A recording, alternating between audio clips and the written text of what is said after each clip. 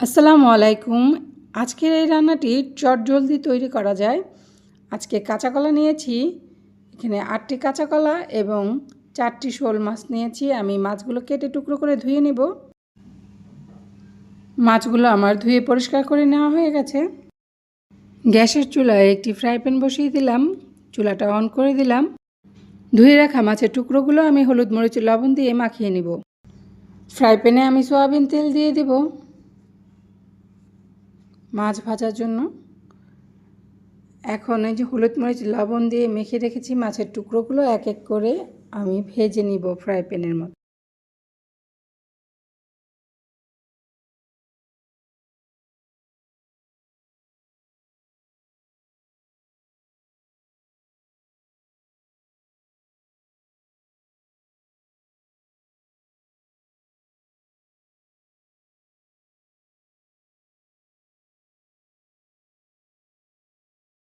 সবগুলো মাছ আমার এক পিঠ ভাজা হয়ে গেছে, এখন আমি উল্টে দিব।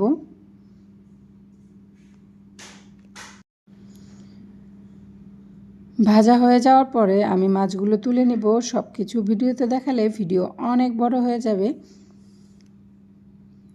বাকি মাছের টুকরোগুলো আমি ভাজার জন্য দিয়ে দিয়েছি। এই মাছের টুকরোগুলো আমার ভাজা হয়ে গেছে, এগুলো আমি তুলে নিচ্ছি একটি প্লেটের মধ্যে। একটি কড়াই বসিয়ে দিলাম, গ্যাসের চুলাটাই অন করে দিলাম, তাতে দিয়ে দিলাম সয়াবিন তেল। এখন কড়াইয়ের মধ্যে সবটা তেল ভালোভাবে লাগিয়ে নিব। পেঁয়াজ কুচি দিয়ে দিয়েছি, এখানে 6টি পেঁয়াজ কুচি দিয়েছি। পেঁয়াজটা হালকা সিদ্ধ হওয়া পর্যন্ত আমি একটু ভেজে নিব। পেঁয়াজটা ভাজা হয়ে গেছে, এখন আমি বাটা মশলাগুলো দিয়ে দিব। পেঁয়াজ বাটা 3টি, জিরা বাটা 1 চা চামচ, রসুন বাটা 1 চা চামচ, আদা বাটা 1 চা চামচ দিয়ে দিচ্ছি।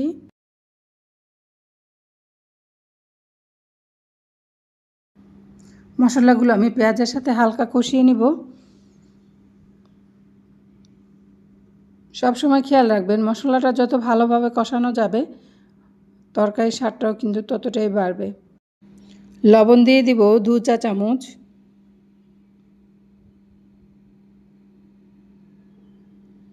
হলুদের গুঁড়ো দিয়ে দিব 1.5 চা চামচ, মরিচের গুঁড়ো দিয়ে দিব 2 চা চামচ। কাঁচা কলার মধ্যে কাঁচা মরিচের ঝালটা বেশি খাওয়া যায়, গুঁড়া মরিচের না, তাই আমি মরিচের পরিমাণটা কম দিয়েছি। সামান্য পানি দিয়ে দিলাম মশলাটা কষানোর জন্য।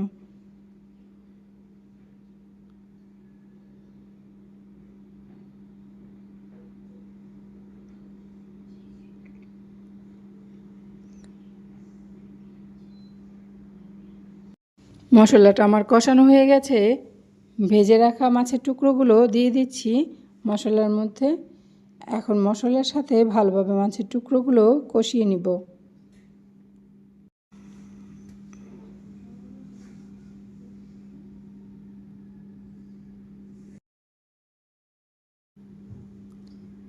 ভিডিওটা আপনার সামনে গেলে অবশ্যই ভিডিওটা পুরো দেখবেন, তারপর লাইক কমেন্ট করবেন।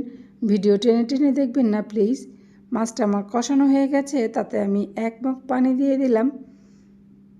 এখন মাছটা নেড়ে চেড়ে আমি ঢাকনা দিয়ে ঢেকে দিব, যাতে মাছের ভিতরে সমস্ত মশলাগুলো ঢুকে যায় ভালোভাবে।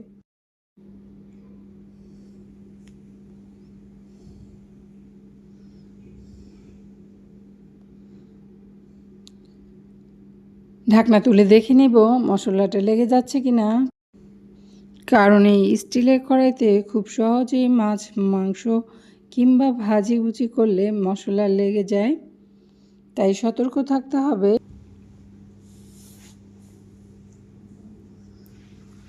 মাছগুলো আমার কষানো হয়ে গেছে, এখন আমি মাছগুলো একটু নেড়ে চেড়ে দেখে নেব মশলাটা লাগলো কিনা। সবগুলো মাছ আমি একটি প্লেটের মধ্যে তুলে নেব। এভাবে যদি আপনারা মাছটা তুলে নেন তাহলে মাছের স্বাদটা ভালো থাকবে।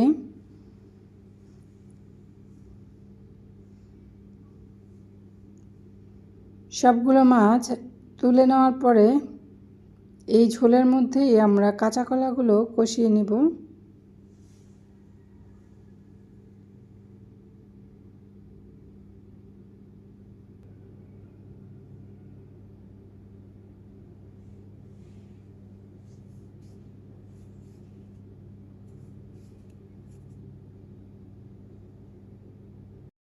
মাছের টুকরোগুলো সব তুলে নেওয়া হয়ে গেছে।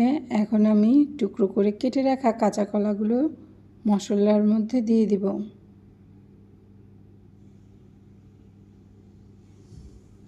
ভালো করে মশলার সাথে আমি কষিয়ে নিব। কাঁচা কলাটা একদম মশলা কষানোর আগ মুহূর্তে কেটে টুকরো করে নেবেন, তাতে করে কিন্তু কাঁচা কলা কালো হবে না। আপনারা তো দেখতেই পেয়েছেন কাঁচা কলাগুলো কত সুন্দর সাদা ধবধবে ছিল। মশলাটা কষিয়ে আমি ঢাকনা দিয়ে ঢেকে দিয়েছি।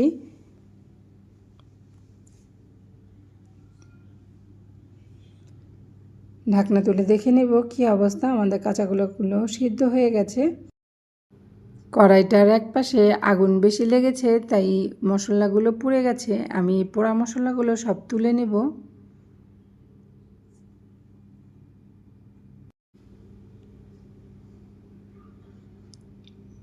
এক কাপ পানি দিয়ে দিব। আপনারা যদি ঝোল বেশি চান তাহলে পানির পরিমাণটা 1.5 কাপ দিবেন। মশলাগুলো আমি তুলে ফেলেছি যেগুলো পুড়ে গিয়েছিল। কষানো মাছগুলো এখন উপর থেকে দিয়ে দিব।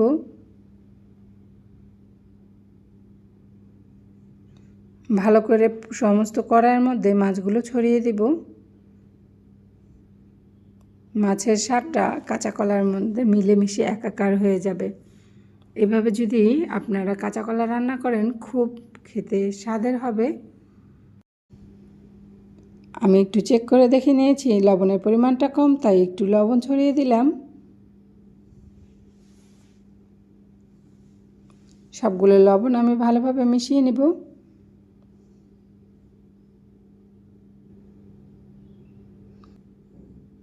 কাঁচা কলাটা আমাদের সিদ্ধ হয়ে গেছে, তাই রান্নাটি হয়ে গেছে। আমি চুলা বন্ধ করে দিয়েছি। এখন সার্ভিং ডিশে বেড়ে নেব।